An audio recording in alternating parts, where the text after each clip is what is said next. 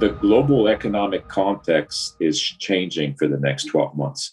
We're likely to move from a policy-assisted recovery to a more self-sustained economic expansion. And this is as a result of a number of factors: consumers' high savings rates, the releasing of pent-up demand as we reopen after COVID, job growth accelerating as the economy continues to open. It's aided by accelerating and broadening vaccination. We see vaccine remaining effective against the Delta variant. Many developed economies have exceeded 60% immunity, most probably by the fall. We expect emerging economies also will reach close to 60% fully vaccination by year end.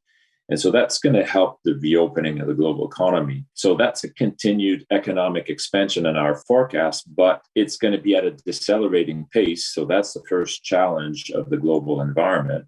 And it would also mean that central bank will start removing some of their large policy accommodation. And some in fact, have already started. The Bank of Canada has started to taper. New Zealand has started to taper. But given the magnitude of the support that we've seen over the last 12 months, fiscal and monetary, and as we start removing that stimulus, then that brings some risks to the economic environment, and it'll make the investors feel a little bit uncomfortable.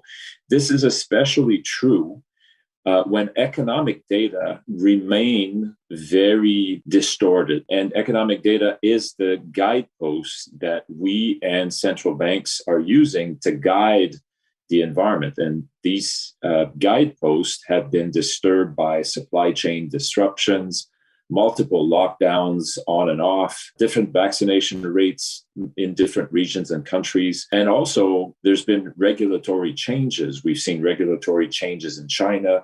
There's some regulatory changes in the US that are in discussions. So all of that will make market participants a little nervous. And that's the context within which we're going to be operating in the next 12 months.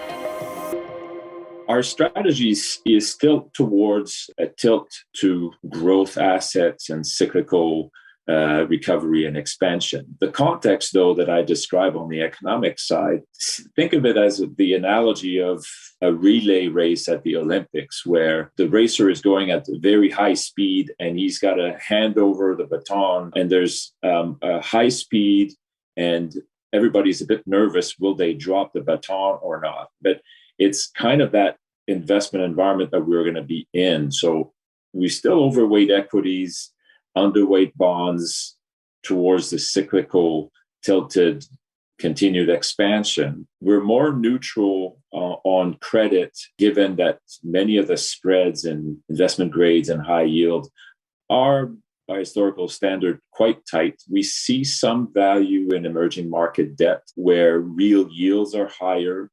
And we also have steeper yield curve. And some of the central banks there in Mexico, for example, have started to raise interest rates again. And there's a lot of interest rate hike already priced. So there's some value there on the fixed income side. We prefer non-US equities still, where valuation and growth are more attractive going forward. And if the vaccination rates are accelerating in Europe and actually accelerating in parts of Asia, that over the next 6 to 12 months might create a better growth environment. But in this context, and that as I described a little bit more, the high valuation in equities, which makes returns a little less strong as we've seen the last 12 months, then build some defensive assets in your portfolio, like cash, to take advantage of what we anticipate is a bit more volatility in the next 12 months than in the past 12 months. And as usual, and in particular for the next 12 months, be patient and be well diversified would be an important aspect of our recommendations.